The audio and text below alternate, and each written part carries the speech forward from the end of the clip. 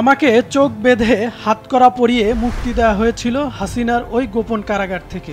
বের হওয়ার সময় আমি গুলির আওয়াজে আতঙ্কিত হয়ে পড়ি। মনে হচ্ছিল আমি শ্বাসরোধে মারা যাচ্ছি। পরে আমি টের পাই আমাকে কর্দমাক্ত একটি ময়লা খাদে ফেলে দেওয়া হয়েছে।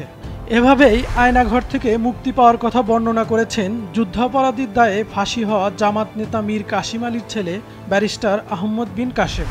বার্তা সংস্থা এএফপির বরাতে লুক্সেমবার্গ ভিত্তিক গণমাধ্যম আরটিএল তার এ সাক্ষাৎকারটি প্রকাশ করেছে। এএফপিকে ৪০ বছর বয়সী আহমদ বলেছেন, ৮ বছরের মধ্যে তিনি কোনো প্রাকৃতিক আলো বাতাসের ছোঁয়া পাননি। ২০১৬ সালে তাকে গুম করে নিয়ে যাওয়া হয় আয়নাঘর নামে পরিচিত গোপন কারাগারে। সেখানে তিনি দীর্ঘ ৮ বছর বন্দী ছিলেন। তিনি ভেবেছিলেন তারা তাকে হত্যা করবে। তিনি এটাও জানতেন না তাকে হাত চোখ বেঁধে নিয়ে আসার মাত্র কয়েক ঘন্টা আগেই শেখ হাসিনার পতন হয়েছে।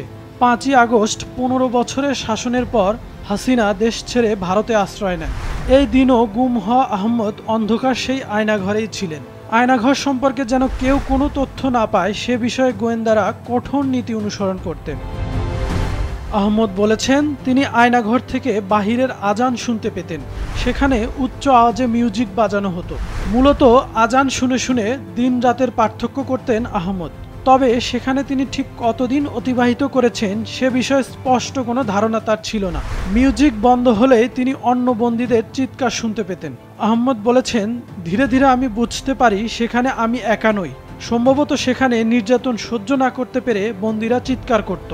হিউম্যান রাইটস ওয়াচের তথ্যমতে ২০০৯ সালে ক্ষমতায় আসার পর শেখ হাসিনা ৬ শতাধিক লোককে জোরপূর্বকভাবে গুম করেছে। ২০২২ সালে একটি গণমাধ্যমে আয়নাঘর সম্পর্কে খবর প্রকাশিত হওয়ার আগ পর্যন্ত ওই গোপন কারাগার সম্পর্কে মানুষের কোনো ধারণাই ছিল না।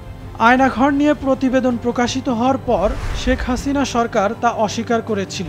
সে সময় বলা হয়েছিল যারা নিখোঁজ হয়েছে তারা অবৈধ উপায়ে ইউরোপ পাড়ি দিতে গিয়ে ভূমধ্যসাগরে নৌকাডুবিতে প্রাণ হারিয়েছেন। মাছরাঙা নিউজ ডেস্ক।